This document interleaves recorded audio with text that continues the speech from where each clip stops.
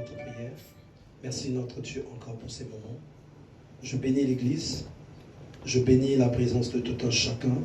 Je prie que les raisonnements, les hauteurs, les forteresses qui s'élèvent contre la connaissance de Dieu, qui ont été bâtis dans la vie de mon frère et ma sœur, soient totalement renversés au nom puissant et glorieux de Jésus.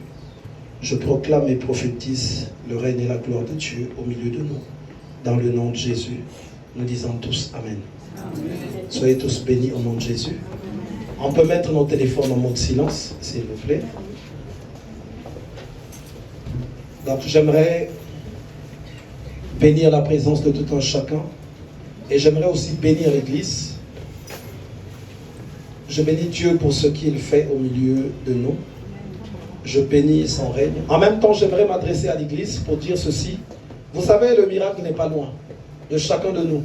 Mais ça dépend de comment nous obéissons à Dieu. Vous savez, moi j'imagine un peu au temps de Noé.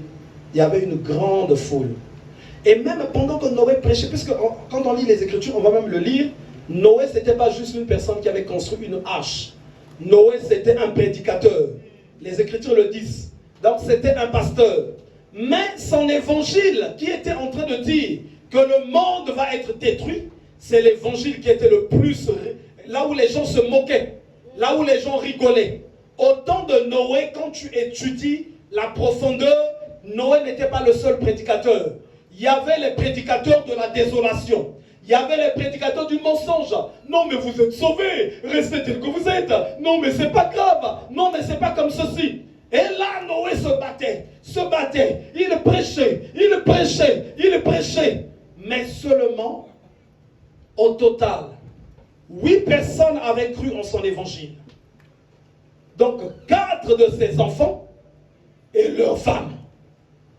Donc, 8 personnes seulement avaient cru en l'évangile. Moi, voilà pourquoi j'aime le chiffre 8. J'étais dernièrement, même ma Bible à moi, vous savez les Bibles de l'église ont des chiffres. Moi, j'avais pris le 8. C'est moi qui l'avais pris, c'est ce que j'utilise. J'étais à une formation, là où, quand tu as fait des études, c'est un niveau là où tu dois vendre ton image en fait auprès des entreprises. Ça s'appelle la VSI. Donc vendre son image. Donc on arrive là, il y avait des ingénieurs de ceci, de machin. Et puis quand vous êtes dans ces ateliers là, il y a beaucoup de questions qu'on pose. Moi, quand on pose maintenant la question à tout un chacun, quel est ton chiffre préféré? Moi j'ai dit le 8. Pourquoi le 8? Parce que c'est le chiffre avec lequel Dieu a reconstruit le monde. Oh! Et tout le monde me regarde. Ah! Mais celui-là, oh, est-ce qu'il y a une autre raison? Je dis parce que les choses recommencent toujours au chiffre 8. Lundi, mardi, mercredi, jeudi, vendredi, samedi, dimanche. Pour reprendre la semaine, c'est le 8e jour. Amen. Est-ce qu'il y a une autre raison? Je leur dis la musique errante. Pourtant, elle est composée de 7 notes, mais en vrai, il y a 8. Do, ré, mi, fa, sol, la, si, do. Alors, je leur ai dit, j'aime le chiffre 8. Et donc, 8 personnes seulement étaient sauvées. Pourquoi 8? Parce qu'il y avait d'autres prédicateurs qui combattaient l'évangile. Comment étaient les autres églises? Deux fois, c'était des églises pleines. Deux fois, c'était des bons rassemblements. Des grands rassemblements. Et c'est ce que nous vivons en ce temps-ci.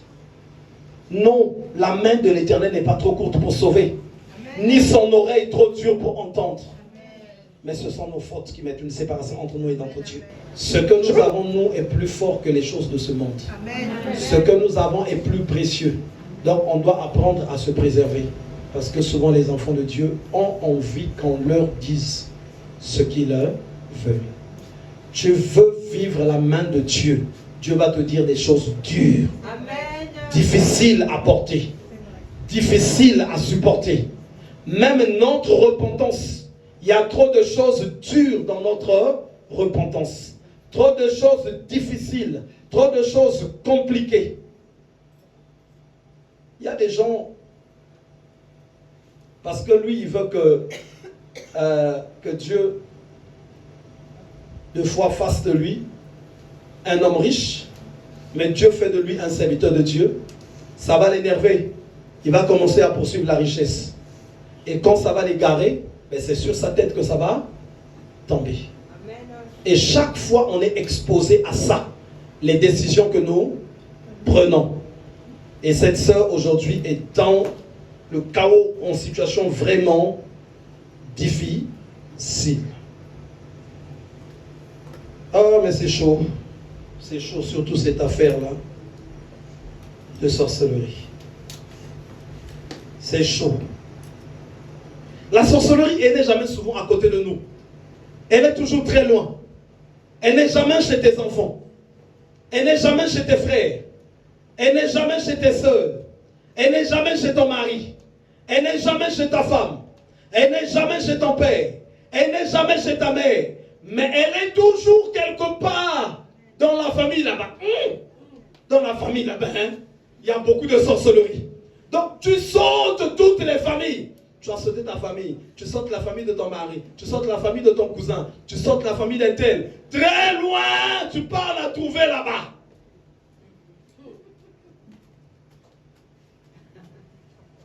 Ah là là, sacrée sorcellerie. Tu habites loin. Souvent, elle habite loin, donc les gens... Non. Notre famille à nous n'a pas de sorcellerie. Il n'y a que la famille du pasteur. Et c'est pour ça que je suis devenu serviteur de Dieu. Amen. Parce que j'avais dit à Dieu, regarde ma famille. Amen. Parce que j'avais dit ceci. Le fait que tu te bouches les oreilles. Le fait. Moi, je peux vous dire des choses qui sont si choquantes. Quand tu as déjà un mari de nuit, une femme de nuit, tu deviens déjà sorcier. Amen. Mais attendez, un ange n'a pas des femmes de nuit. Ou un mari de nuit. Mais regardez, quand tu as un mari de nuit, moi, deux fois, je ne vois pas les expressions que les gens utilisent. Mari, tu n'as pas un ennemi de nuit, mais tu as un mari de nuit. Est-ce que les gens comprennent? Mari de nuit, pas ennemi de nuit. Moi, je n'ai jamais vu quelqu'un me voir. Ah, j'ai un ennemi de nuit vraiment en train de se battre. J'ai un mari de nuit. Ça veut dire que vous êtes mariés et que tu as une fille. Mais vous habitez où? Votre adresse est où? Dans le monde parallèle. Donc toi tu es un ange quoi. Il faut qu'on tape ça. Il faut qu'on casse ça. Maintenant quand le médecin va arriver, toi là, tu es malade. Non, moi je ne suis pas malade. Eh, mais le médecin va plus te guérir. Plus que tu n'es plus malade. Tu n'es pas malade. Tu as deux fois un mari de nuit. Vous avez des enfants. Vous avez des maisons. Vous avez des voitures. Et oh non, vraiment, je ne sais pas. Oh, mais comment tu as fait pour accoucher tous ces enfants-là dans le monde des ténèbres? Ça veut dire que toi-même tu aimes ça, et vous habitez là-bas, et vous êtes mariés quelque part. Et quand tu viens à l'église, tu viens parler de ça pour que tu sois sauvé.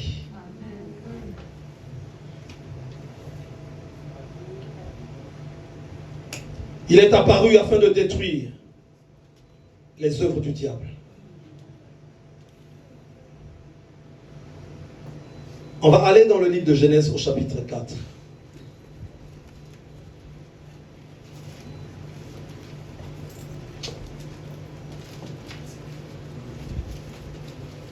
J'aimerais dire ceci à quelqu'un. Aucun malade ne désire être malade. Amen. La maladie, c'est les choses de la vie, ça arrive. Ça peut te toucher. C'est toi deux fois qu'elle est venue toucher. Mais malheur à qui dira que je ne suis pas malade. Vous voyez la différence? Amen. Tu ne l'as pas voulu, mais elle est venue la maladie. Amen. Mais il faut que tu dises que tu es malade pour que ceux qui font le travail d'apporter la guérison puissent te guérir.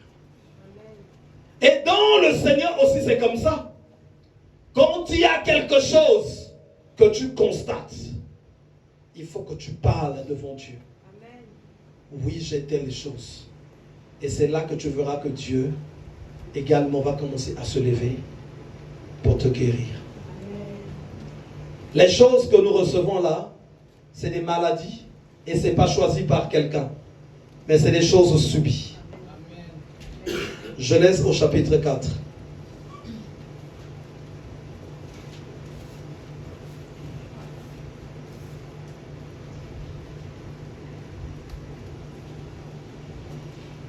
On va lire au nom du Seigneur.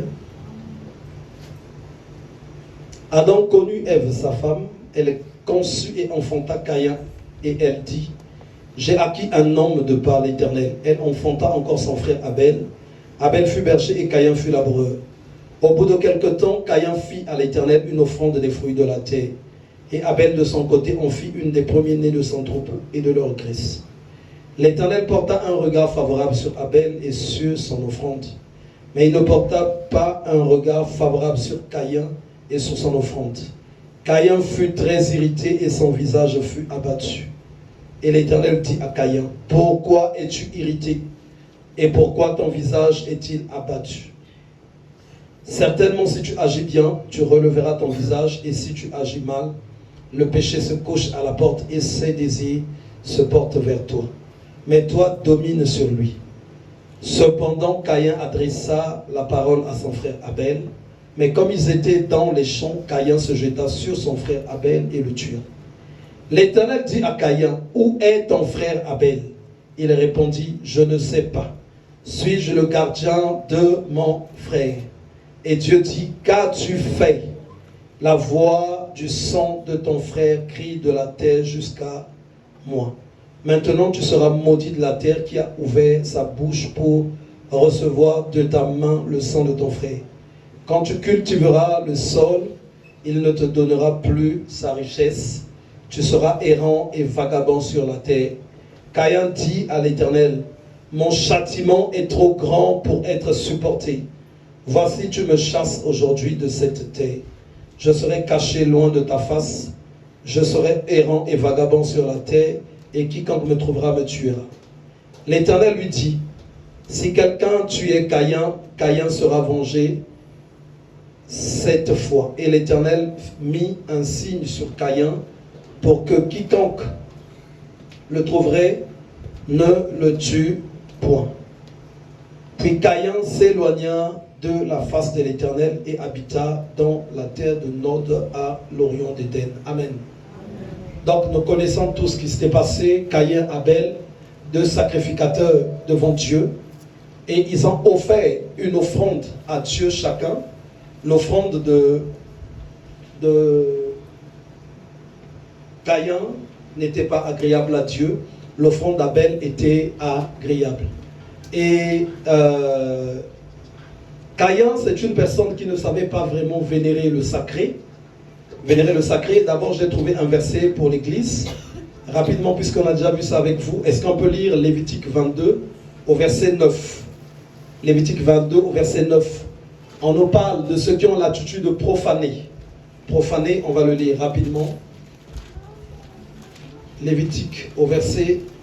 Lévitique 22. Lévitique 22.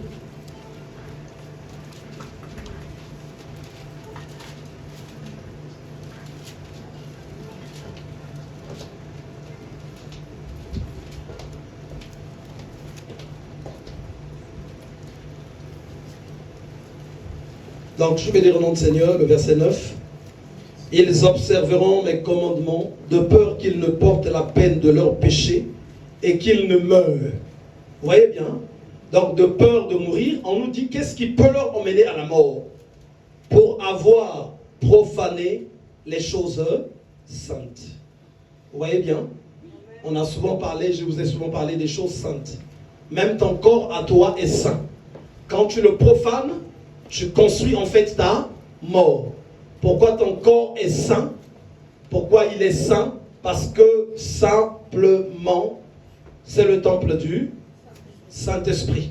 Et quand tu le profanes, tu peux créer des ouvertures de mort spirituelle ou physique. Et donc, Caïn, il ne savait pas également vivre avec le sacré. Il ne savait pas marcher avec le sacré. Il y a quelques jours, j'avais reçu quelqu'un chez moi à qui j'ai enseigné des points sur le mariage. Sur le mariage, je lui ai parlé de quelque chose qui est très saint, qui est très sacré, c'est le corps. Ça va peut-être être utile, surtout pour les mamans, pour ceux qui aspirent au mariage. ceux à qui Dieu de foi va régénérer dans ce sens-là. Vous savez, quand on se retrouve dans un foyer, on a beaucoup de choses que nous avons. Je vais commencer à vous citer ces choses. On a notre famille à nous. Toi, par exemple, tu es une femme. Il y a ta famille à toi. Il y aura aussi la famille de ton mari. C'est pas tout. Il y a les enfants. C'est pas tout. Il y a l'argent. C'est pas tout. Il y a le travail. C'est pas tout. Il y a beaucoup de choses qui vont faire le mariage. Et parmi ces choses, chacun va choisir, suivant ce qu'il pense, ce qui est plus important ou plus valeureux pour lui. Il y en a qui disent, moi en tout cas avec ma famille, tu ne vas pas jouer. Il dit ça chez son conjoint, chez son mari ou chez sa femme. Et vice versa. Il y en a qui disent, moi je ne rigole pas avec l'argent. Pourtant c'est une femme. Mais les histoires de l'argent, il les traite avec sa famille. Ou c'est un homme. Lui, il fait les choses avec sa famille. Donc, chacun va prendre quelque chose de plus valeureux dans le mariage. Mais pourtant, sans qu'on se rende compte, ce qui est le plus sacré, c'est le corps. Amen. Dieu a créé le corps très sacré. Si une personne, de sa propre volonté, sans vêtements, prend le train à Lyon pour venir à Paris, il n'aura pas fait la moitié de trajet, il se fait arrêter. Vrai ou pas vrai? Même l'État reconnaît que le corps est sacré. Il faut le couvrir de vêtements. Ça ne s'arrête pas là. Dieu dit ceci. Si tu vois la nudité d'autrui, tu tombes dans la malédiction.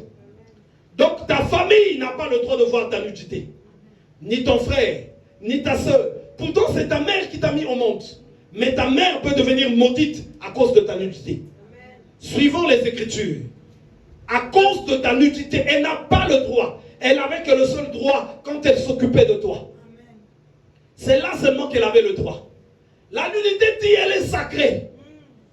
Ça, c'est le lieu très saint du mariage. Pas le lieu saint. Très saint. Le saint des saints. Comme dans le sanctuaire, le saint des saints, là où habite Dieu. C'est pas n'importe qui peut voir là où habite Dieu. Il n'y a que les sacrificateurs.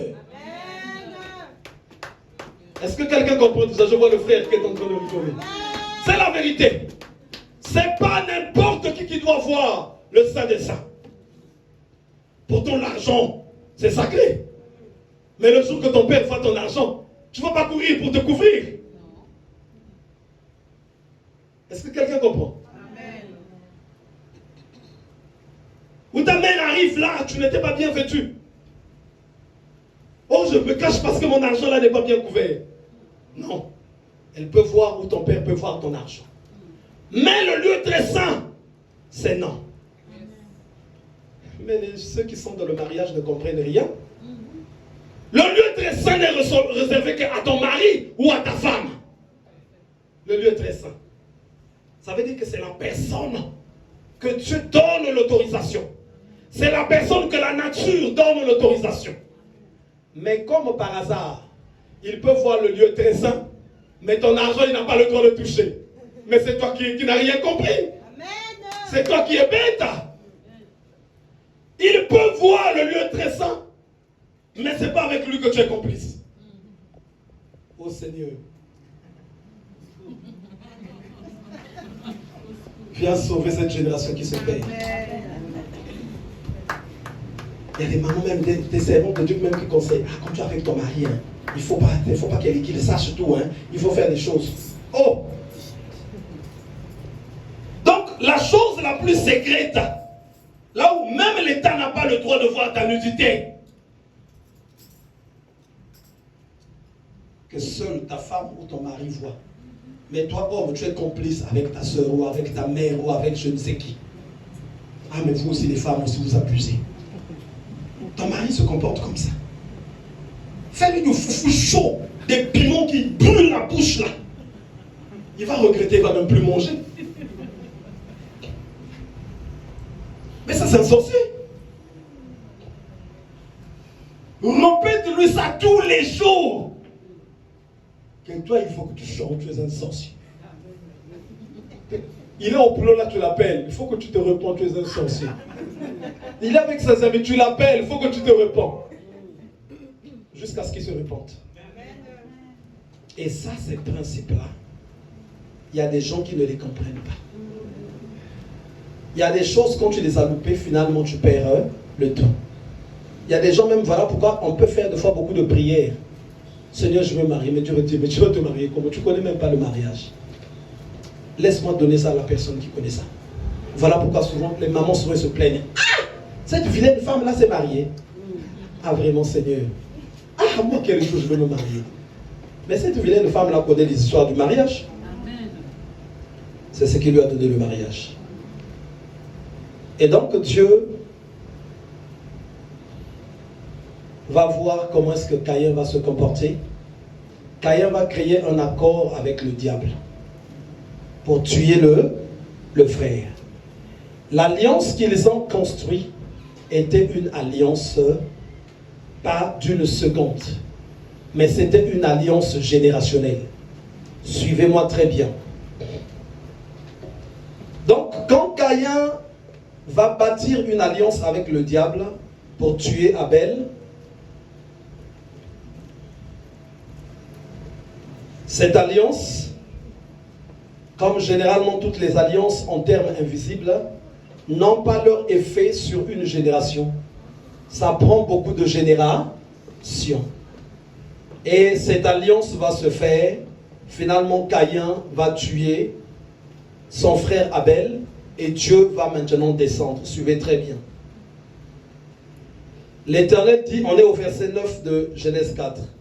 L'Éternel dit à Caïn, où est ton frère Abel? Il répondit, je ne sais pas, suis-je le gardien de mon frère? Et Dieu dit, qu'as-tu fait? La voix du sang de ton frère crie de la terre jusqu'à moi. Après, les sentences vont commencer à tomber. Maintenant tu seras maudit de la terre qui a ouvert sa bouche pour recevoir de ta main le sang de ton frère. Quand tu cultiveras le sol, il ne te donnera plus sa richesse. Tu seras errant et vagabond sur la terre. Quand tu lis rapidement, tu ne comprends pas pourquoi des sentences sévères comme ça. C'est des sentences qui sont très sévères. Au début, tu ne comprends pas pourquoi. Caïn dit à l'Éternel, mon châtiment est trop grand pour être supporté. Il avait constaté que la sentence de l'Éternel est trop grande. Voici, tu me chasses aujourd'hui de cette terre, je serai caché loin de ta face. Je serai errant et vagabond sur la terre, et quiconque me trouvera me tuera. Et l'Éternel lui dit, si quelqu'un tuait Caïn, Caïn sera vengé cette fois. Et l'Éternel mit un signe sur Caïn pour que quiconque le trouverait ne le tue point. Puis Caïn s'éloigna de la face de l'Éternel. Amen. Amen. Donc ce que Dieu va dire, c'est comme quand un père dit à un enfant, toi tu n'iras pas loin parce qu'il est en train de voir l'avenir. Dieu en fait savait qu'il ne va plus marcher avec Caïn. Caïn était en alliance avec le serpent. Donc l'alliance avec Dieu est brisée. Vu que l'alliance avec Dieu est brisée, l'Éternel s'est retiré. C'est Dieu qui donne la protection. Or, là maintenant, il va être à la merci du serpent. Donc, il va être obligé de se partager les territoires avec le diable. Celui qui n'a pas d'amis. Celui qui n'a pas de compassion. Celui qui n'a pas de pitié. Jésus dit, le voleur ne vient que pour dérober, égorger et détruire. Or, leur alliance qu'ils ont conçue, c'est une alliance générationnelle. Or que Dieu laisse à l'homme le temps en fait de faire son choix. Ou tu marches avec lui, ou tu marches avec l'ennemi. Il dit, la lumière lui dans les ténèbres, on nous dit qu'elle est venue chez les siens, et les siens ne l'ont point reçue. Mais à ceux qui l'ont reçue, donc ceux qui acceptent de recevoir la lumière, ils deviennent des enfants de Dieu. Il dit encore, je mets en face de toi la vie et la mort, la bénédiction et la malédiction. Il faut que tu choisisses. Vous allez voir qu'il a donné aussi les mêmes sentences à Adam et Ève. Il va dire la terre sera maudite, c'est à force de peine que vous trouverez à manger. Il a déclaré beaucoup de paroles. C'est le fait que ces personnes-là ne pouvaient plus vivre dans la présence de Dieu. Donc Caïn était une génération qui ne pouvait plus être dans la présence de Dieu, coupait vraiment des autres. On va voir la postérité de Caïn. Puis Caïn s'éloigna de la face de l'Éternel et habita dans la terre de Nod, à l'orient d'Éden. Donc Nod ici veut dire à la base exil. Donc il va maintenant être exilé parce qu'il vit loin de la présence de Dieu, il est en conflit et il va être chassé. Caïn connut sa femme, elle conçut et enfanta Enoch. Il bâtit ensuite une ville et il donna à cette ville le nom de son fils Enoch. Enoch engendra Irad, Irad engendra Méoujaël, Méoujaël engendra Métouchaël, Métouchaël engendra le mec. Le mec prit deux femmes, le nom de l'une était Ada et le nom de l'autre Tsila. Ada enfanta Jabal, il fut le père de ceux qui habitent sous des tentes et près des troupeaux. Le nom de son frère était Jubal, il fut le père de tous ceux qui jouent de la harpe et du chalumeau. Tsila de son côté enfanta Tubal Caïn, qui forgeait tous les instruments d'airain et de feuilles. La sœur de Tubal Caïn était Nama. Le mec dit à ses femmes, Ada et Tsila, écoutez ma voix, femme de le mec, écoutez ma parole. J'ai tué un homme pour ma blessure et un jeune homme pour ma meurtrissure. Caïn sera vengé 7 fois et le mec 77 fois. Donc, quand vous allez étudier la descendance de Caïn, on ne te dira jamais dans sa descendance que quelqu'un a marché avec l'Éternel. On ne te dira jamais que quelqu'un a entendu la voix de Dieu. On ne te dira jamais que quelqu'un a eu à communier avec l'Éternel. Mais dans ces générations-là, vous allez remarquer qu'eux aussi, ils vont parler de Dieu dans leur bouche. Parce que le nom de Dieu, à la base, chaque personne qui parle peut le prononcer. Peut le prononcer. Dieu, l'Éternel, Jésus, un sataniste, un marabout, un féticheur, un magicien, qui que ce soit peut prononcer ce nom. Qui que ce soit peut le prononcer. À la base, c'est un nom. Mais cependant, l'alliance et la révélation, ce n'est pas la même chose. On peut prononcer le nom, mais sans qu'on ne soit dans l'alliance de Dieu. On peut prononcer le nom sans qu'on ait quelque chose à voir avec Dieu. Et toute cette génération n'avait jamais entendu, il n'y avait jamais quelqu'un auprès de qui on va nous citer qui va marcher ou qui a marché avec Dieu. Dans le livre de Genèse 5, il commence comme ceci. Voici le livre de la postérité d'Adam. Pourtant, on nous parle de la postérité d'Adam, non? Postérité d'Adam. Donc, la descendance d'Adam. Or, Adam a eu quoi? 2 enfants. Caïn, Abel. Après, il y a eu 7. Après, il y a eu d'autres aussi personnes. Mais on va lire cette descendance maintenant. Lorsque Dieu créa l'homme, il le fit à la ressemblance de Dieu, il créa l'homme et la femme. Il les bénit et il les appela du nom d'homme lorsqu'ils furent créés. Adam, âgé de 130 ans, engendra un fils à sa ressemblance selon son image. Et il lui donna le nom de Seth. Vous voyez par hasard? Caïn ne fait plus partie de la descendance d'Adam. Mais pourtant, il devait être cité.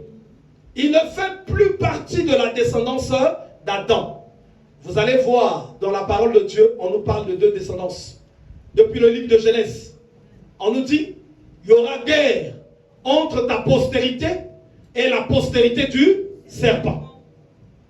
Et ici, on ne parle plus de Caïn comme faisant partie de la postérité d'Adam. Donc, il va être écarté. Pourquoi il va être écarté? Parce que dans le terme de la postérité, il est le premier qui va faire l'alliance avec le serpent. Et c'est dans cette génération-là que va sortir les satanistes, les grands occultistes, tout ça, tout ce qui est mauvais, c'est de là, c'est dans ce sens-là que ça va commencer à venir. Les alliances, donc c'est là que ça se faisait. Et ici, on te parle quand on nous parle d'Adam, on va nous parler de ce qui va venir à partir de Seth. On va voir des gens qui ont marché avec Dieu pendant 300 et quelques ans. Donc cette personne a été dans la présence de Dieu sur la terre pendant 300 et quelques ans. Elle a marché avec Dieu. Les jours d'Adam après la naissance de Seth furent de 800 ans et il engendra des fils et des filles. Tous les jours qu'Adam vécut furent de 930 ans, puis il mourut. On commence maintenant à nous citer ses enfants. On nous commence toujours par Seth. Vu que Abel était mort, donc celui qui a remplacé Abel, c'est Seth. Donc dans la génération, dans le ventre de cette femme, Eva, il y avait 2 postérités. Et l'histoire de 2 postérités, vous allez constater qu'elle est toujours biblique. Vous allez voir également Jacob et Ésaü. Le ventre de la femme peut sortir 2 choses. Le diable et Dieu. Tu vas aimer tes enfants, mais les mystiques du spirituel, tu n'auras pas le pouvoir de les annuler. C'est les mystiques spirituels. 2 bébés, mais vous savez, Dieu est amour, non? Vous le dites, non? Dieu est bon, il a un bon cœur. Mais non, réfléchissons. Pourquoi il va dire Dieu a aimé Jacob et il a haï Ésaü? Mais Ésaü lui a fait quoi? C'est un bébé. Il a haï pourquoi? Parce qu'Ésaü faisait partie de la postérité des ténèbres.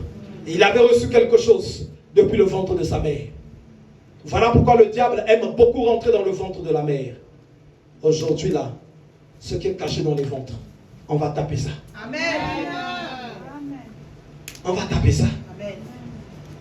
En plus, on peut trouver des enfants qui n'ont pas de père, oui. Mais il n'y a pas d'enfants qui n'ont pas de mère. Tous les enfants ont une mère. Mais il y a des enfants dont on ne connaît pas le père. Mais le diable n'est pas un idiot. Voilà pourquoi il a ciblé la femme dès le commencement. Il dit c'est là que les choses vont se faire. Amen. Quand il rentre là, il sème quelque chose. Pendant que tu es enceinte, c'est là qu'il va transmettre le venin dans la vie de l'enfant. L'enfant va naître un grand bandit. C'est lui qui tape les gens au quartier. C'est lui qui fait ceci. C'est lui donc tout.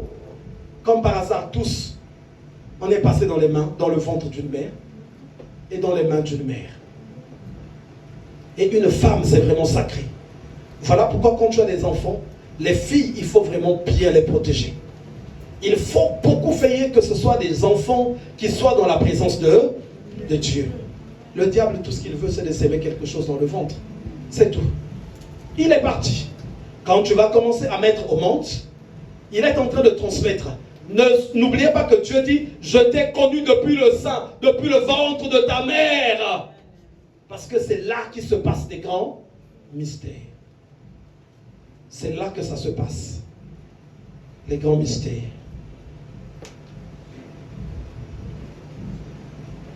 Et donc cette alliance qui va se mettre en place entre Caïn et le serpent, ça symbolise toujours ce que nous voyons dans la suite des temps.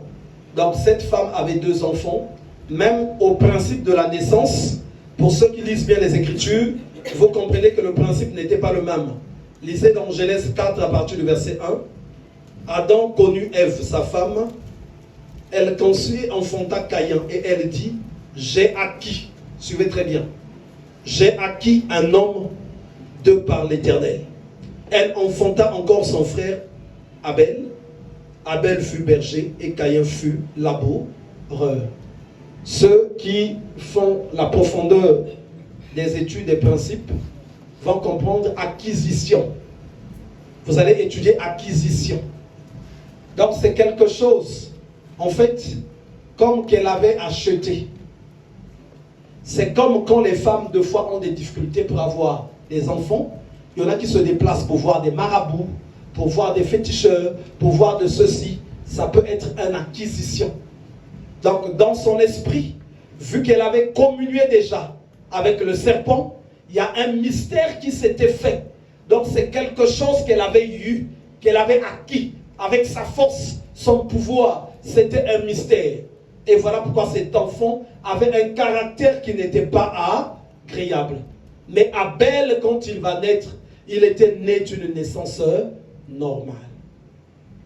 Né d'une naissance normale, cet enfant va également grandir avec un comportement qui était agréable, mais qui va être tué.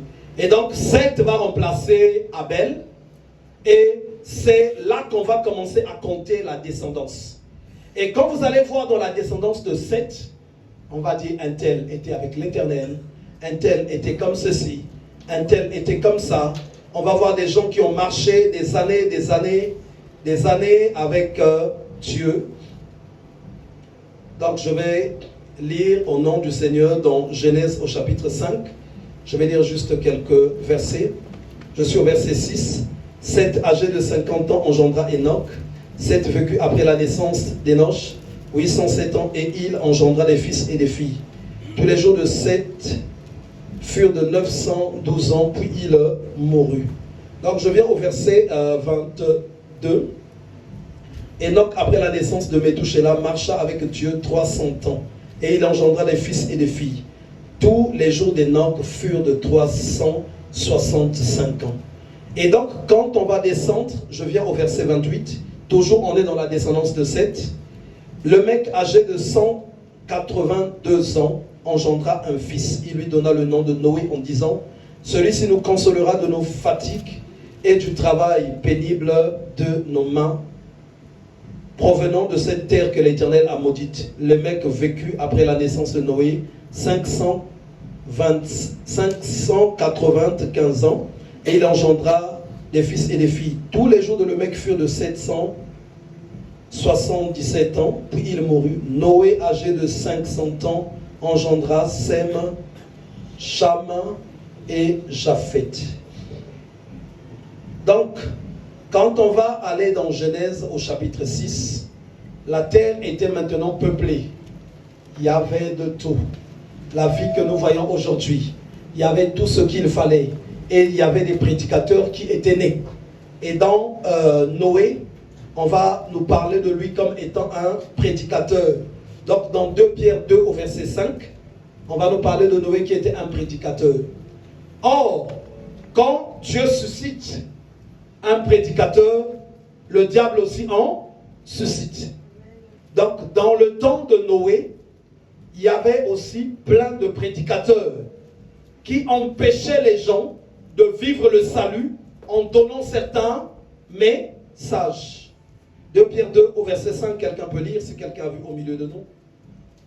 2 Pierre 2 au verset 5. Je lis la parole de Dieu dans 2 Pierre 2, disons au verset 5. S'il n'a pas épargné le monde ancien, mais s'il a préservé 8 personnes, dont Noé, prédicateur de la justice, lorsqu'il fit venir le déluge sur un monde d'impies. Amen. Donc Noé, c'était un prédicateur, c'est quelqu'un qui annonçait l'évangile, c'est quelqu'un qui disait Dieu va détruire cette génération, c'est quelqu'un qui disait repentez-vous, c'est quelqu'un qui disait changez d'attitude, c'est quelqu'un que le Seigneur utilisait. Maintenant, toute l'humanité était sous le contrôle du diable. Toute l'humanité était influencée par le diable. Et d'un côté, il y avait aussi Dieu qui était en train d'utiliser Noé. Mais du côté de Noé, quand on voit bien, il y avait un faible nombre qui l'écoutaient, qui étaient d'accord avec ce qu'il était. Mais ceux des autres, ils avaient envie d'entendre ce qu'ils avaient envie d'entendre. Et aucune personne ne faisait cas à ce que Noé était en train de dire. Pourquoi il ne faisait pas cas? Parce que le reste du monde était déjà en alliance. Était déjà en alliance avec le serpent. Était en alliance avec le péché. Était en alliance avec tout ce qui est mauvais. Et souvent, la force, la puissance, le pouvoir des alliances, les gens ne font pas attention souvent de ce que ça peut donner.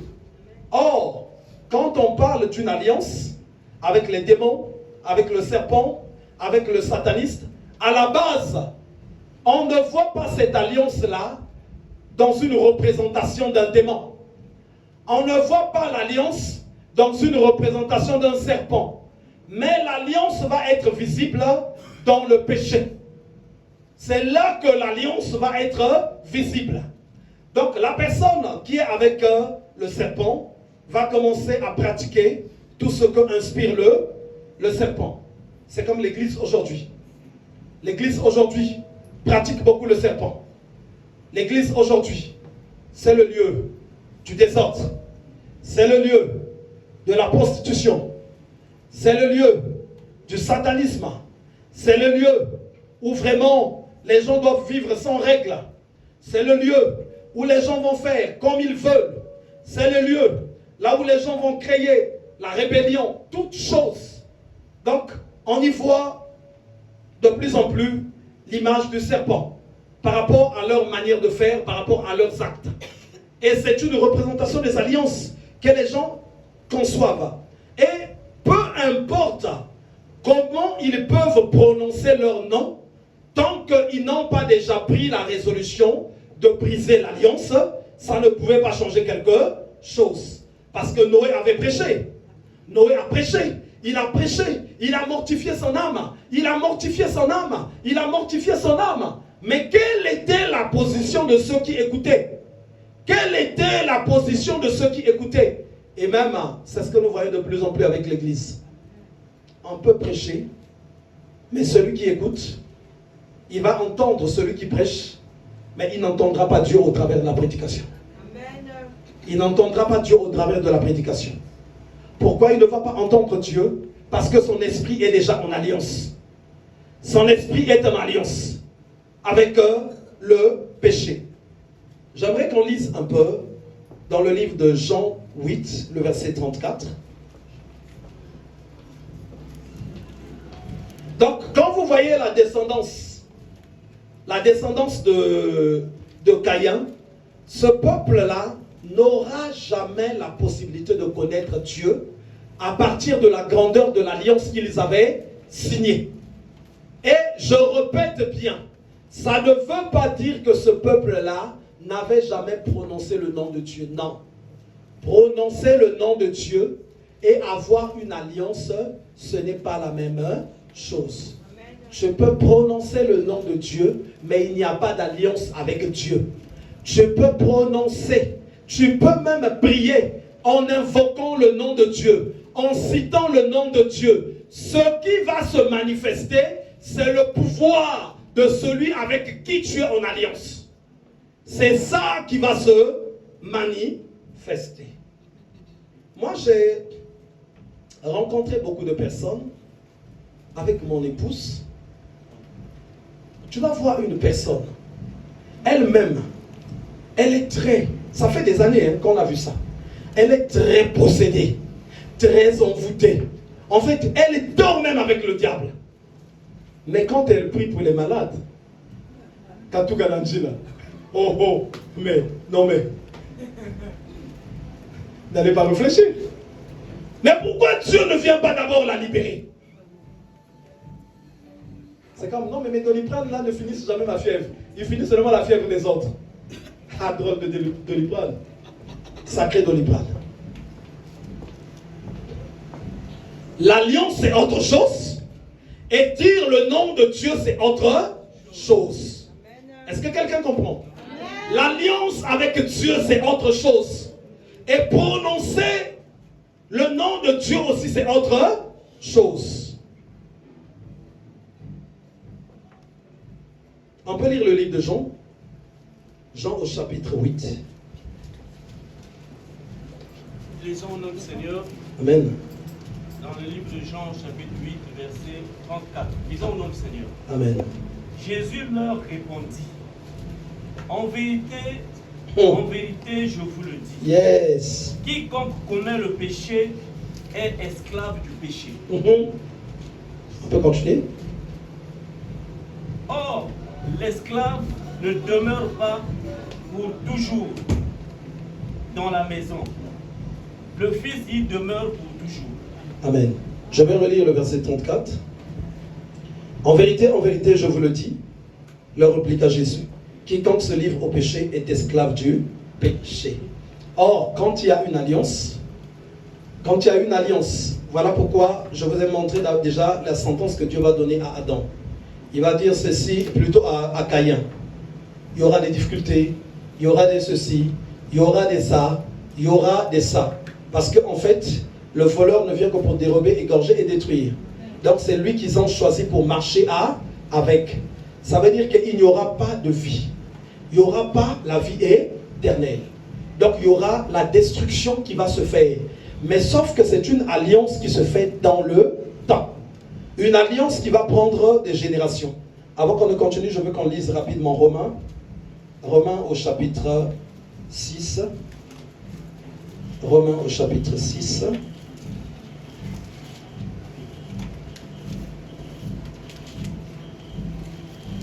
Romains au chapitre 6.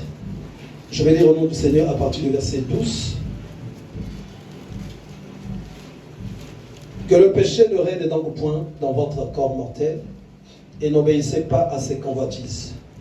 Ne livrez pas vos membres au péché comme des instruments d'iniquité, mais donnez-vous vous-même à Dieu comme étant vivants de mort que vous étiez, et offrez à Dieu vos membres comme des instruments de justice. Je vais lire à partir du verset 16 encore.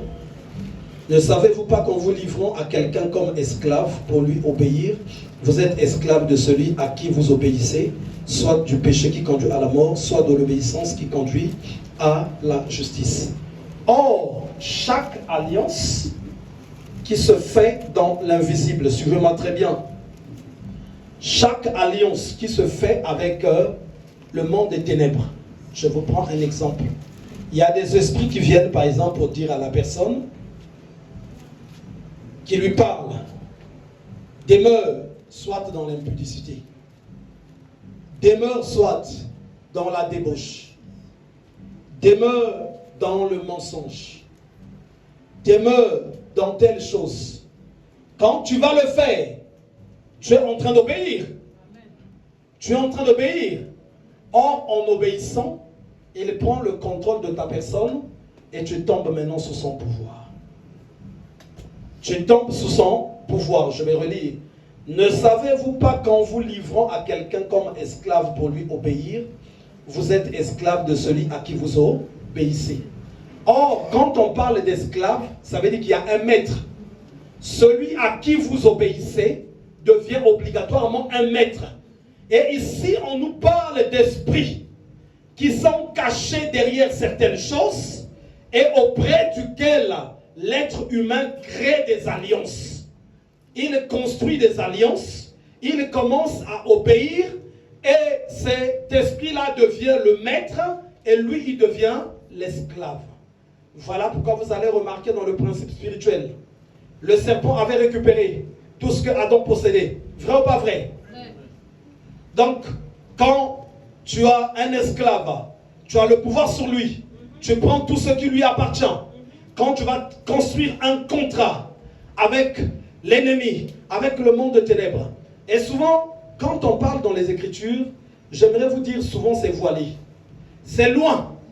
Mais si tu rentres dans l'approche, le diable habite dans les petites choses que Dieu interdit. C'est là qu'il habite. Quand tu acceptes telle chose, tu peux la trouver petite. Mais même si tu le refuses, ça ne va pas enlever le diable dedans. Ça ne va pas enlever le diable dedans. Tu n'as pas envie de comprendre que dans les bagarres, il y a le diable. Tant pis. Le diable, il sera dedans. Tu n'as pas envie de comprendre que dans l'impudicité, il y a le démon dedans.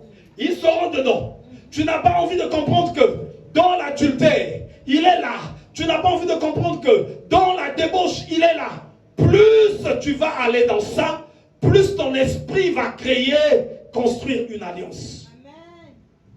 Et dans cette alliance, toi tu deviens esclave et lui il devient le maître. Comme il devient le maître, suivez-moi très bien. Il devient le maître. Le principe spirituel dit ceci: quand un maître t'attrape dans les mains, plus rien ne peut t'arracher de ses mains. Parce que lui, il t'a eu, tu as accepté, et c'est ce que disent les règles spirituelles. On va le lire. Tu restes là, dedans, et dans cette alliance du maître qui n'est pas avec Dieu, comment ça va se passer? Dieu se retire. Quand Dieu se retire, tu vas commencer maintenant à vivre une vie difficile. Loin de la face de Dieu. Une vie difficile. Loin de la face de Dieu.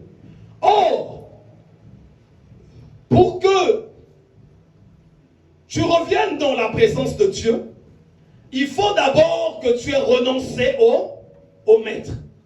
Mais toi, tu es en alliance.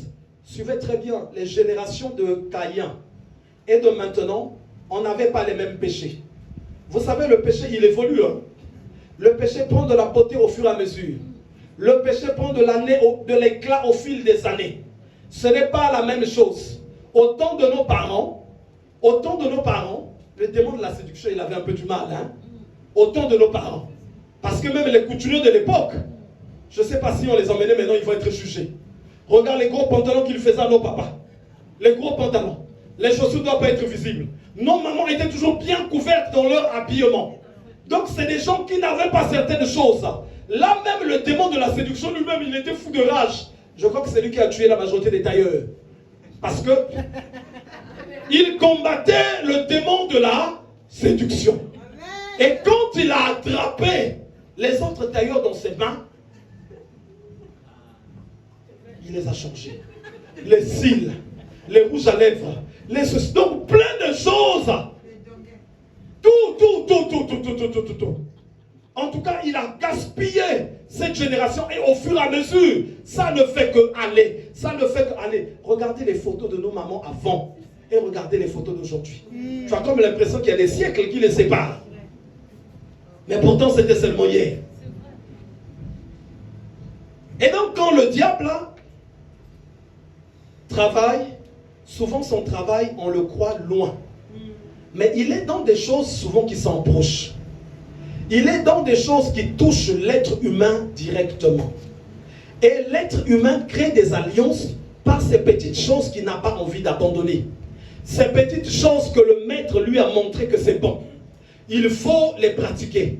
Le maître lui montre que non, ne t'occupe pas de Dieu. Dieu va te faire vieillir. Ne t'occupe pas de Dieu. Il faut comme ceci. Ne t'occupe pas de Dieu. Mais pourtant aussi quand tu vas voir, il n'y a pas des gens que le diable a maintenu jeunes sans vieillir. Il n'y en a pas. Il n'y en a pas. Quelle que soit la théorie qu'il va te donner, tu finiras par arriver à être vieux. Quel que soit ce qu'il va te dire. Et dans son alliance, quand une personne y obéit, et le principe de l'alliance, c'est que ça demeure dans la durée. Le maître est plus fort que l'esclave. Je vous prends un exemple. Il y a des chiens qui sont très méchants, qu'on voit très méchants. Ce chien-là, en tout cas, si tu attaques, tu es foutu. Mais malgré sa méchanceté, malgré qu'on le présente comme un chien redoutable, quand il arrive devant son maître, il a très peur. Et la nature nous enseigne. Il suffirait que son maître le regarde. Tu le vois tout de suite, il va se cacher. Mais dans la rue, le voilà qui fait la loi. On va entendre, il y a un but de terrier qui a attaqué un enfant, qui a attaqué une femme. Mais quand tu vas voir son maître, il est tout mince. Souvent, c'est les jeunes qui prennent même de la drogue. Donc, tu le regardes là, mais en face de son chien, quand il tape son chien va se cacher d'une manière pas possible. Parce que le maître est toujours supérieur à son esclave. Et quand tu as choisi à obéir à quelque chose, Dieu finit par se retirer. Parce que tu as maintenant un autre maître. Suivez très bien. Quand tu as un autre maître, or, le principe spirituel dit ceci, la prière n'a pas le droit d'être vide. Un sorcier, un esclave, un sataniste, s'il prie à Dieu, cette prière-là doit arriver quelque part. C'est une obligation. C'est une obligation. Quelles que soient les alliances avec le monde des ténèbres, quand tu vas adresser la prière n'arrivera pas auprès de Dieu. Chez Dieu, ça sera fermé, mais la prière va atteindre ce qu'on appelle le deuxième ciel. Les démons qui sont errants, qui sont par là, la prière va les atteindre et elle va commencer à te donner des révélations. Voilà pourquoi je déconseille à quelqu'un de beaucoup prier si elle ne sait pas connaître la repentance. Sans la repentance, ta prière est touchée par les démons. Sans la repentance, ta prière reçoit des messages de démons. Sans la repentance, ta prière va recevoir des révélations de démons. Sans la repentance, ta prière ne va pas toucher Dieu. Mais il faut que tu comprennes c'est quoi la repentance. Voilà pourquoi vous allez constater toutes ces générations ont marché loin de Dieu. Et le chemin de la repentance qui nous a été donné, c'est Jésus. C'est le chemin de la repentance. Mais sauf qu'aujourd'hui, quand les gens acceptent Christ, ils n'acceptent pas Christ. Ils acceptent un Christ qu'ils ont fabriqué dans leur cœur. Un Christ qu'ils ont fabriqué dans leur cœur. Les gens ont des Christ dans leur cœur. Un Christ qui... Vous savez, les enfants d'Israël, ils avaient fabriqué des dieux à eux-mêmes. Des dieux. Donc ils ont fabriqué des dieux dans le désert, des veaux d'or. Hein? Des dieux en fait qui les convenaient quoi. Il dit, il nous faut des dieux à notre image. Moi j'ai connu plein de gens qui disent, oh non mais arrête, Dieu ne peut pas nous emmener en enfer. Il est amour, je l'aime aussi. En fait, il s'est fabriqué son Dieu à lui. Un Dieu qui ne frappe pas, un Dieu qui tolère. Quand tu es dans ceci, c'est bon. Quand tu es dans ça, c'est bon. Quand tu es dans ça, c'est bon. Un Dieu, voilà. Un Dieu tolérant vraiment. Un Dieu tolérant. Et les gens aiment ce Dieu-là. Ah, vous serez tous bénis. Alléluia. Ah, vous serez comme ceci. Alléluia. Ah. Mais quand vous allez aussi regarder, ça fait 15 ans, 20 ans, 30 ans qu'il crie Alléluia. Il n'a jamais obtenu quelque chose. Si tu reviens au Tout-Puissant, tu seras rétabli. C'est ce que dit la parole de Dieu. Si tu reviens. Donc il faut apprendre à revenir auprès de Dieu. Et donc chaque chose, chaque péché, chaque esprit qui domine dans la vie de la personne, c'est une alliance. Et l'alliance empêche à la personne, l'alliance des ténèbres empêche à la personne de rentrer dans le plan de Dieu. Tu vas être maintenant éloigné. On va lire Jean 10. Vous allez voir un peu le principe de ce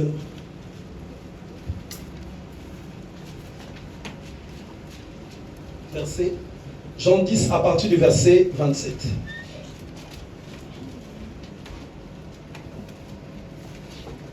Ce que Jésus va citer ici, ce n'était pas juste une expression simple. Ce n'était pas juste une expression simple, vous allez comprendre. Jean 10, verset 27 à 28. Écoutez bien. Mes brebis entendent ma voix. Premier principe. Mes brebis entendent ma voix. Or, là, Christ est en train de parler comme maître. Ses brebis, ce sont ses enfants, ses esclaves. Nous qui lui servons. Suivez-moi très bien. Maintenant, le même verset, je vais vous le dire autrement pour que vous le compreniez bien. Le démon maintenant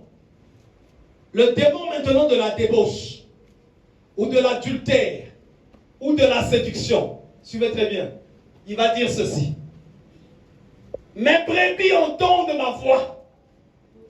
Ils ne se sépareront jamais des mèches naturelles.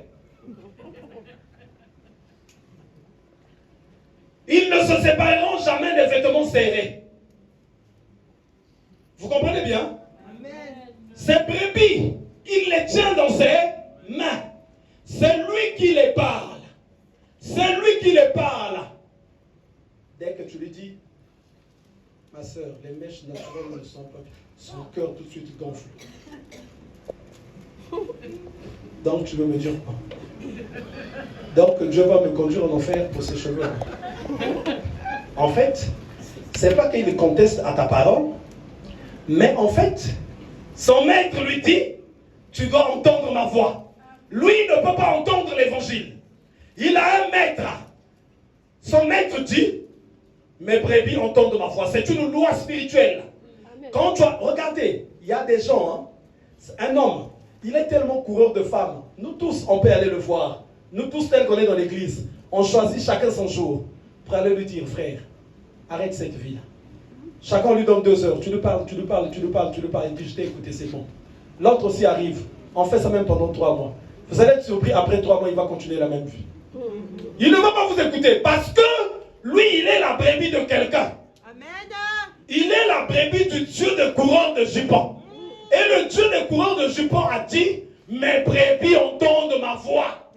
Alléluia. Mes brebis entendent ma voix. Donc lui, quand il va prier, c'est le Dieu de coureur de jupons qui va lui donner des révélations. De foi aussi exactes. Il arrive là, prophétise. Prophétise. Il est en train de donner ça exactement. Mais il est la brebis de qui?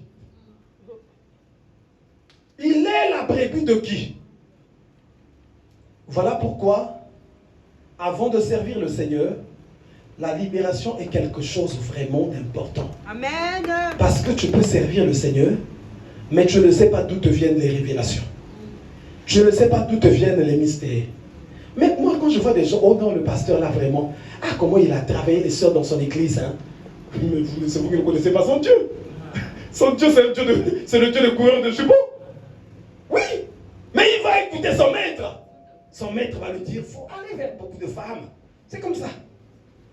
Et lui, il va obéir à son maître.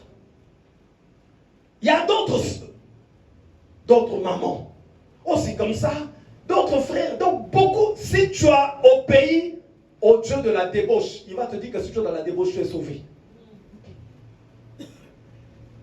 Tu vas commencer à t'attacher à ça très fort.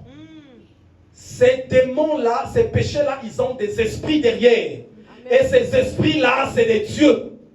Il faut se révolter contre ces esprits-là. Sinon, tu vas continuer à l'obéir. Ça va descendre aussi dans la vie de tes enfants. Et ainsi de suite. Ainsi de suite. Il faut à un moment donné combattre ça. Jésus va dire, mes brebis entendent ma voix. Il ne s'arrête pas là. Il dit, je les connais.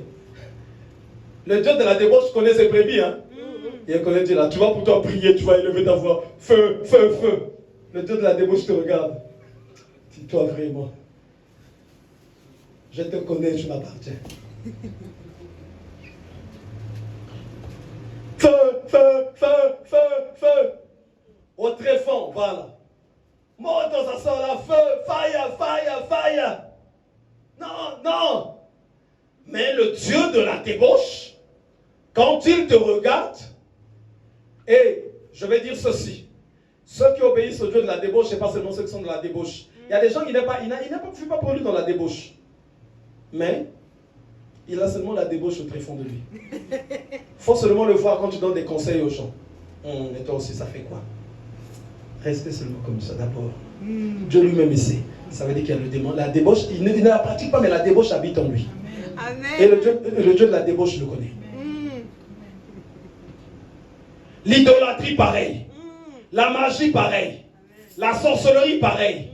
Tout ce qui est des ténèbres, pareil. Quand ça y est là, tu lui appartiens maintenant. Amen. Voilà pourquoi Jésus est venu pour un seul truc, la libération. Amen. La libération. La libération. Il y a quelqu'un? C'était un apôtre, je lui ai posé la question. C'est quoi l'église? Je voulais entendre une réponse de lui. C'est quoi l'église? Quand on a parlé, j'ai compris qu'il ne connaissait rien. En fait, l'église, c'est une personne seulement. L'église, c'est une grâce qui coule dans la vie d'une personne. Amen. Et il m'a posé la question, où est-ce que c'est écrit dans la Bible? Je lui ai montré, lu Pierre. Jésus a dit, Simon, tu es Pierre. Sur cette pierre, je bâtirai mon église. C'est d'abord une grâce qui coule dans la vie de la personne. C'est cette grâce-là qui va travailler. Qui va travailler. Et c'est par cette grâce qu'une église va être bâtie. Amen. Quand on arrive Celui-là, c'est un serviteur de Dieu, il vient donner sa part. Celui-là, vous allez apporter ce qu'on appelle le feu étranger. Et parmi ces parts-là, il y aura la sorcellerie, il y aura ceci, il y aura ça. Et la présence de Dieu, elle va se retirer. Amen. Donc, la grâce qui coule dans la vie de la personne doit former des serviteurs de Dieu. Ça doit former. Mais ils sont formés par rapport à cette grâce. Parce que déjà, quand un serviteur de Dieu est dupe, il ne sait pas que la sorcellerie prophétise. D'abord, on est dans le temps de l'erreur de la prophétie. Cette génération, tous ceux qui prophétisent, ils croient que c'est des prophètes. Non. Un prophète, il peut y avoir un prophète. Depuis le début de son ministère jusqu'à la fin, en fait, il n'a pas prophétisé comme les gens prophétisent aujourd'hui. Il n'a pas prophétisé. Amen. Le prophète donne la direction. Amen. Il donne la direction. Amen. Il peut parler sur... Une personne peut avoir un don de prophétie. Moi, je suis serviteur de Dieu. Le Seigneur peut me dire, prie pour un tel. Je vais prier pour cette personne, le don de prophétie souffre. Il souffre directement. Mais ça ne va pas faire de lui un prophète. Amen. Un prophète, c'est quelqu'un... Je vais vous expliquer c'est quoi un prophète. C'est une personne. En fait, son esprit va toucher le cœur de Dieu pour connaître la pensée de Dieu par rapport au temps, par exemple, où est l'Église, ou au temps est une nation, ou bien soit une personne. Donc, quand il est dans l'Église, il peut dire, il faut qu'on se prépare, soit vers la fin de l'année, qu'on quitte cette salle. Vous voyez bien? Amen. Mais il ne s'est pas levé pour prophétiser. Toi, tu as 20 € dans ta poche. Toi, tu as un t-shirt bleu à l'intérieur. Toi, comme ceci. Et cette génération aime ça. Amen. Et c'est l'erreur. C'est souvent la sorcellerie qui prophétise comme ça. La prophétie, comme on va voir dans la Bible, c'est pour édifier, éclairer. Mais c'est différent de nos jours. C'est différent avec ce que nous sommes en train de voir. Parce que, simplement, on n'est pas en train de savoir vraiment placer où est l'église. Dans une église, il y a ce qu'on appelle le leader. Le leadership. Il ne doit pas être quelqu'un de charnel. Il doit être quelqu'un de mystique, Amen. De mystérieux, Amen. Qui touche des dimensions que l'homme ne peut pas toucher. Parce qu'il sert Dieu. Il sert Dieu. Il peut connaître quand il y a la manipulation de la sorcellerie ou non. Il va connaître, il va discerner. Et il ne bouge pas n'importe comment. Aucun mouvement ne peut le fléchir. C'est quelqu'un qui est dans la présence de Dieu. C'est celui-là, à partir de lui, que l'Église se construit. Amen. Donc la grâce qui est en lui se libère dans la vie des gens. Cette grâce-là permet aux gens maintenant de travailler. Après, c'est là qu'est bâtie une église. Maintenant, si c'est des gens qui viennent, celui-là, il emmène sa part, celui-là comme ceci, celui-là comme ça, celui-là comme ça. On sort de la vision principale, automatiquement les choses se mettent à terre.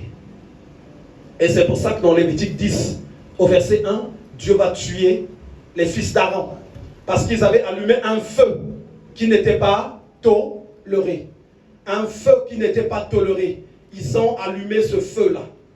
Et Dieu les a tous frappés. Et en revenant sur le principe spirituel, je les connais et elles me suivent. Donc quand il y a un maître, le maître va te connaître et tu vas le suivre. Tu vas le suivre. Ça fait partie des principes spirituels. Celui qui est dans tel péché, il va continuer à remonter, à réavancer dans tel et tel et tel et tel péché. Il va continuer, il va continuer. On va aller. Je leur donne la vie éternelle. Mais cependant, dans le principe spirituel, le maître que tu as, il te donne ce qu'il possède. Or, les démons, le diable ont été dépouillés. Ils ont été dépouillés. Donc, quand ils sont là, ils ne peuvent pas donner la force. Ils ne peuvent pas donner la puissance. Ils ne peuvent pas donner les délivrances. Ils ne peuvent pas donner la profondeur. Voilà pourquoi de nos temps, moi, franchement, je plains ça vraiment.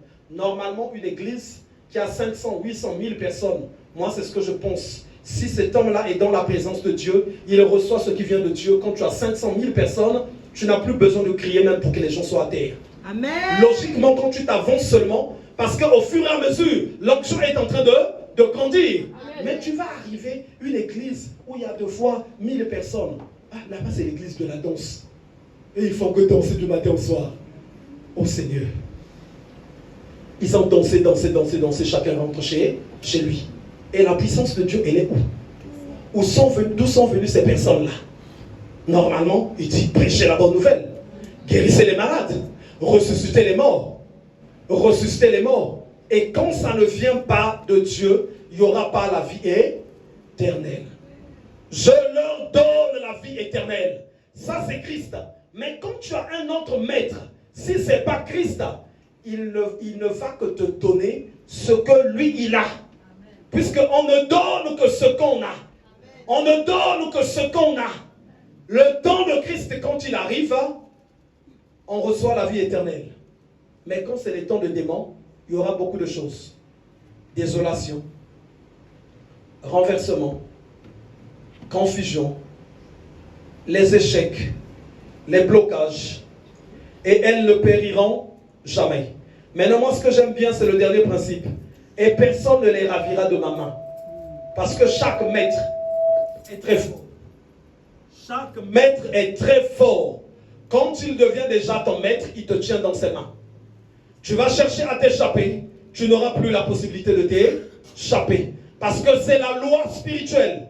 Il te tient dans ses mains. Et donc, quand tu as compris qu'il y a un pouvoir qui te tient, le maître te fera prophétiser. Le maître te donnera des révélations. Le maître te donnera des prophéties. Mais qui ne se réaliseront jamais. Qui ne se réaliseront jamais. Vous savez, il y a des démons de foi qui arrivent, qui viennent te parler. Vu que tu l'as choisi comme Dieu, il est le père du mensonge. Il ne te donnera jamais la richesse, mais il vient te la montrer le soir. Il te dit, regarde comment je vais te rendre riche. Toi, tu te réveilles là. Ah, il m'a dit que je vais devenir riche. Le Seigneur. Oui, quel Seigneur? Il y a beaucoup de seigneurs. Il y a aussi le Seigneur des Anneaux, c'est un film. Il y a beaucoup de seigneurs. Quel Seigneur? Le Seigneur qui est relié à toi. Voilà pourquoi vous allez constater dans la marche chrétienne, pour être en harmonie à Dieu, il faut apprendre à revenir. Ça veut dire que renoncer à toute autre alliance que tu avais signée, à toute autre alliance. Vous savez, ce qui détruit vraiment l'Église, c'est que la mentalité qu'on avait avant, la mentalité qu'on a qui est dehors, quand on vient dans l'Église, on n'a pas renoncé à ça, on veut travailler avec. Et puis après, ça crée quoi? Ça crée des grands scandales. Ça crée des grands scandales. Et former une personne dans la maison de Dieu, moi je vais toujours vous prendre l'exemple, par exemple, de mon épouse. C'est pas en 1 an que je l'ai formée sur les renoncements. Non. C'est pas même en 5 ans. Oui. Ah oui, on ne peut pas former un serviteur de Dieu en 5 ans. Ma soeur, non. Non, on ne peut pas former un serviteur de Dieu en 5 ans. Si on te forme en 5 ans, tu deviens un serviteur de Dieu, tu es un charlot. Un serviteur de Dieu, on ne peut pas le former en 5 ans. Un serviteur de Dieu, il faut au moins pour le former. En vrai de vrai, normalement, ça va même dans les 15 ans. Là, c'est quand on a commencé. Un serviteur de Dieu, tu peux le former en 3 ans, il devient serviteur de Dieu. Il va faire quoi? Parler, c'est autre chose. Venir parler devant les gens. Mais rentrer dans la profondeur du service. Mais quelqu'un qui a bien de la aura, qui sait s'exprimer, il a une Bible. Il prend le verset, il commence à parler, vrai ou pas vrai? Et c'est ce que nous voyons aujourd'hui. Mais former un serviteur de Dieu, ça prend des années. Ça prend des années. Ça prend des années. Ancien Calix, ça fait combien d'années que tu es ancien? Depuis 1988. Non. 2012. Ancien. Ah oui, c'est en 2010. 2010, hein? D'accord. 2010, hein? 2010. Toi, tu disais quelle année? Non, c'était avant. Oui.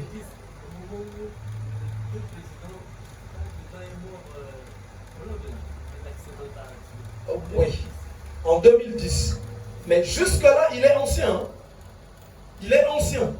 Mais on n'est pas aussi prêt, je ne suis pas prêt de l'établir, évangéliste ou pasteur. Non. On n'a pas fini. Il faut qu'il connaisse beaucoup de choses.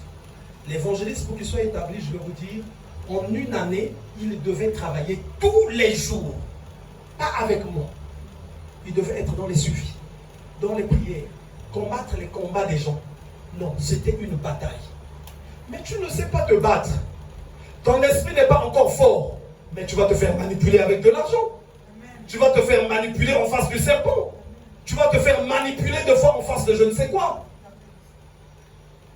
Et non. Il y a des serviteurs de Dieu, il est déjà pasteur, mais il a encore besoin de beaucoup de délivrance. Comment vous allez expliquer ça? Moi, je suis parti à beaucoup d'endroits où j'ai été invité dans des églises. Regardez la honte. Moi, je suis invité dans l'église, mais je suis en train de prier. Quand je mets des paroles de déclaration, c'est le pasteur qui est à terre. Comment vous allez expliquer ça? C'est le pasteur qui est à terre et qui commence à bouger comme un serpent.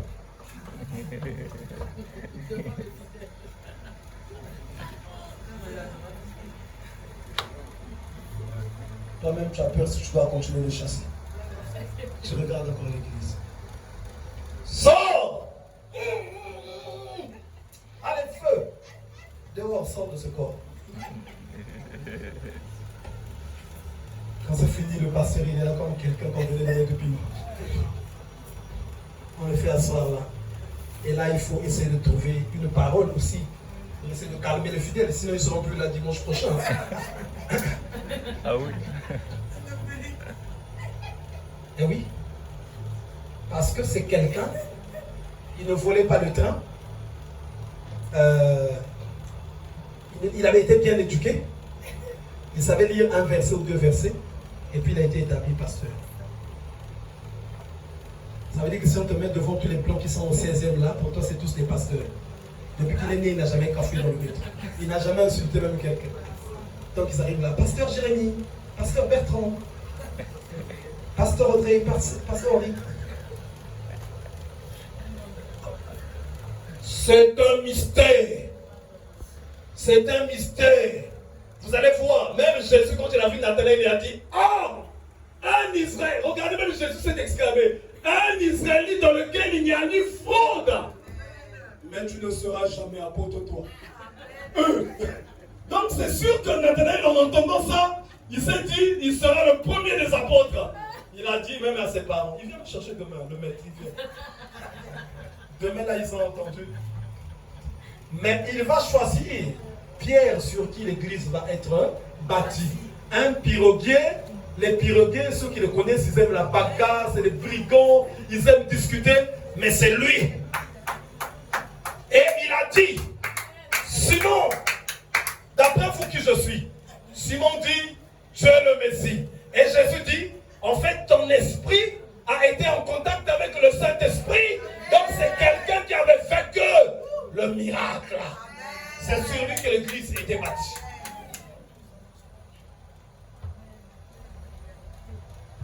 Moi, j'ai connu beaucoup de personnes qui ont même fait des fois des rébellions dans l'assemblée parce qu'ils voulaient qu'on le fasse je ne sais quoi. Moi, quand je dis non, c'est non. Il y en a qui sont partis, qui sont revenus, qui demandent pardon. On avait quelqu'un dans l'église, il était parti, je crois, déjà 3 fois, toujours dans sa rébellion. Quand il revient, je l'ai reçu dans le bureau à Cher. J'étais obligé de lui faire payer de l'argent comme gage, devant les anciens qui étaient là. Je lui ai parlé, j'ai dit, donne un montant de temps pour que tu retravailles dans cette église. Le jour qu'il a ramené l'argent, je l'ai pris aussi au fond. Ceux qui étaient là témoins, j'ai divisé à toute l'équipe qui était là. Cet argent-là sert de témoin entre toi, moi et Dieu. Le jour où tu rentres encore dans ces bêtises, c'est l'Éternel qui jugera entre toi et moi. Et quand il est parti, il est revenu. Non, là c'était sa dernière fois, hein, quand il revient. Maintenant, la dernière fois qu'il m'a encore fait des bêtises ici, je l'ai chassé de l'église, il était suspendu. Au moment où il revient pour me demander pardon, je l'ai fait asseoir ici devant ceux que j'avais choisi d'équipe. J'ai retiré les clés, je lui ai dit je ne veux plus te voir ici. Quand tu vas maintenant, tu vas pour de bon. Parce qu'un esprit comme ça, il aura un jour l'occasion de me poisonner ou de faire de je ne sais quoi. Et des choses qu'il a déjà confessées, que j'ai parlé ce jour-là. Pourquoi il était comme ça? Parce qu'il n'avait pas compris les choses de Dieu, mais en lui, il était ambitieux. Et ça a attiré la présence des démons. Après qu'on lui a fait manger de la sorcellerie qu'il a déjà avoué pour chercher à m'atteindre. Mais ce qui ouvrait les portes, c'est l'ambition. Moi, quand je suis venu à Dieu, je n'ai pas voulu servir le Seigneur. Ça veut dire que si Dieu me ramenait là-bas, au moment où il m'avait appelé, j'aurais dit non, Seigneur, laisse-moi vivre tranquille dans l'église. Je n'ai jamais été avec l'ambition, mais c'est Dieu qui a voulu comme ça. Et c'est ce que je fais aussi aujourd'hui. Et si une personne te dit, parce que tu es parti faire des cours, tu vas devenir serviteur de Dieu, en tout cas, n'aime plus cette personne. Il n'y a pas de cours de sorcellerie. Il n'y a pas de cours. Serviteur de Dieu, c'est d'abord un mystère de l'esprit. Un mystère de l'esprit. Un mystère de l'esprit d'abord. Tu verras, il y a beaucoup de choses qui vont se libérer en toi. Beaucoup de choses. Et quand on veut servir le Seigneur, il faut qu'il y ait un maître qui te forme, qui transmette. Donc pour ceux qui voient par exemple l'évangéliste, c'est plus de 10 ans de formation. Plus de 10 ans pour qu'elle soit servante de Dieu. Et je n'ai jamais aussi rigolé avec elle. Elle en a connu des sanctions, des machins. Non, non, là c'est autre chose. C'est autre chose. Des sanctions, des moments compliqués, des moments difficiles. C'est une marche qui n'est pas quelque chose de facile. Si tu fabriques quelqu'un qui n'est pas vraiment assez fondé, ben, il va vendre la grâce de Dieu en elle. Par l'argent, par les ambitions, par beaucoup de choses. Il faut que tu batailles, tu batailles, tu batailles, tu batailles. Et c'est ce qui t'amènera à un moment donné à un niveau. Mais vu que tu vis maintenant avec Dieu pour être avec lui des années, pourquoi tu vas être pressé? C'est comme un enfant. Ah non, moi j'en ai marre d'avoir 4 ans, franchement. Je veux avoir 12 ans. Mais ça n'a pas de sens. Attends que les années passent. 8 ans jusqu'à ce que tu aies 12 ans. Et Dieu aussi c'est comme ça. Donc il faut du temps pour que la personne y arrive. Donc que l'Éternel bénisse l'Église. Ce principe spirituel qu'on a vu dans Jean 10, 27 à 28, il faut que chaque personne s'en affranchisse pour voir la main de Dieu. Regardez ce que dit le dernier verset. Et personne ne les ravira de ma main. Quand il y a un maître qui te tient, il espère qu'il ne va pas te lâcher. Il espère qu'il va te retenir. C'est à toi de dire que non, moi je vais quitter cette situation. Je ne veux plus t'avoir comme maître. Je ne veux plus t'avoir comme maître. Je veux expérimenter la main de Dieu. Ton maître c'est quoi? C'est qui? Il faut le repérer. Il faut le repérer. Quel est le maître qui domine dans ma vie? Qu'est-ce qu'il me demande de faire? Qu'est-ce qu'il me chuchote à l'oreille? Qu'est-ce qu'il me chuchote à l'oreille de mon esprit? Ça, il faut chaque fois le reconnaître. Qu'est-ce qu'il me chuchote? Quand tu n'as pas reconnu, sache que l'alliance sera dans la durée. L'alliance sera dans la durée. L'alliance, il y a des gens qui me disent, bon, ben, moi, mon âge n'est plus, mon âge est passé, hein, je ne suis plus dans, par exemple, dans la débauche. Je dis, oui, mais c'est l'âge seulement qui fait que tu ne sois plus dans la débauche. Mais à la base, tu es avec lui. Il est là, vous avez marché des années. Il faut que tu renonces à ça. Le diable finit par conduire dans la désolation. Sorcellerie, difficulté, chaos. Et quand tu ne renonces pas à certaines choses, tu te lèves pour servir le Seigneur, tu entendras la voix de ce maître-là. Tu vas l'entendre. Il va te donner des directives. Il va te donner ceci. Il va te dire beaucoup de choses. Il va te donner... J'ai rencontré des personnes servant le Seigneur, à qui deux fois, qui ont prétendu deux fois par exemple dire que Dieu lui a donné cet homme là-bas, mais c'est un homme marié. Vous voyez?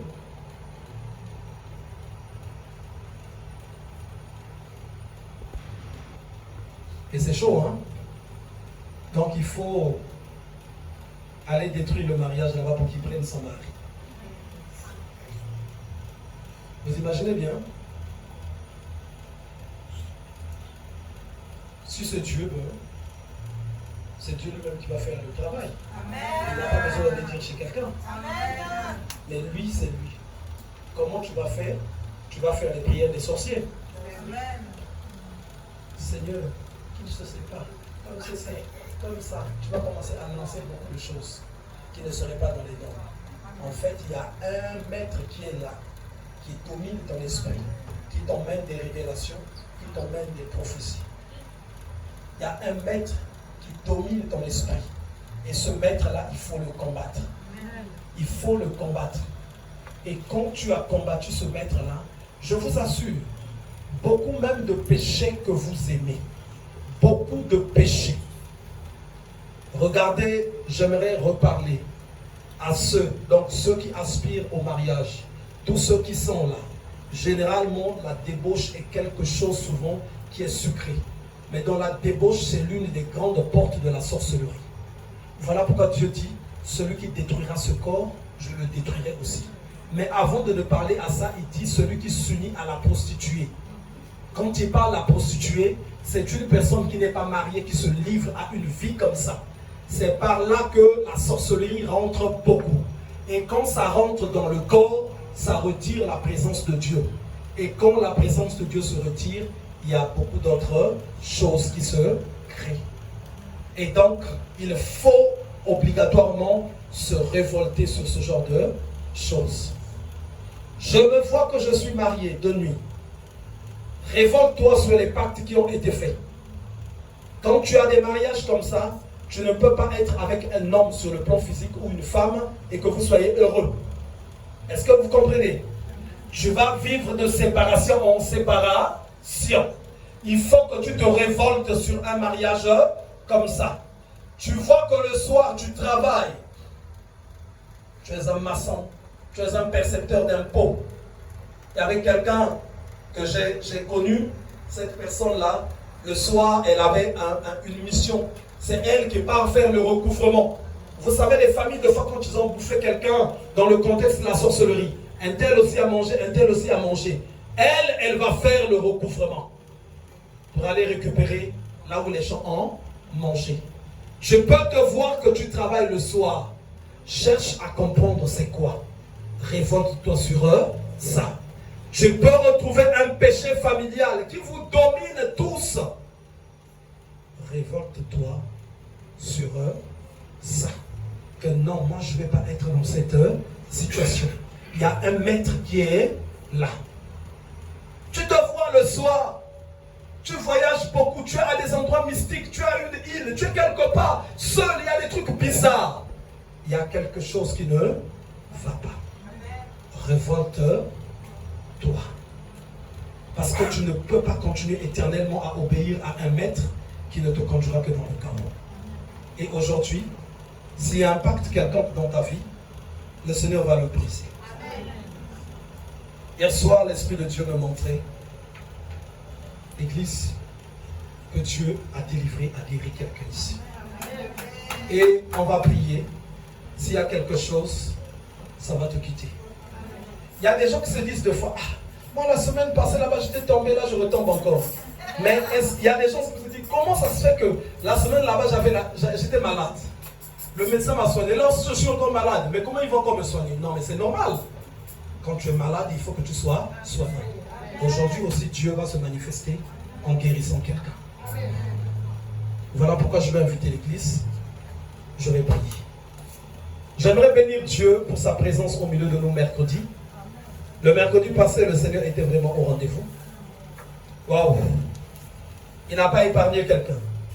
Tous ceux qui étaient là, les hommes, les femmes, au sol, parce que le Seigneur était descendu. Aujourd'hui aussi, le Seigneur va te délivrer. Ceux à qui Dieu fait des choses, venez aussi témoigner. Venez parler. Venez dire auprès de Dieu. Venez dire auprès du peuple de Dieu ce que Dieu a fait pour vous. Dimanche prochain, les témoignages vont commencer. Tous ceux auprès duquel le Seigneur s'est manifesté. Parce qu'on arrive au mois de juin. On va exprimer notre joie dans le Seigneur. Dieu a fait quelque chose, ne le cache pas.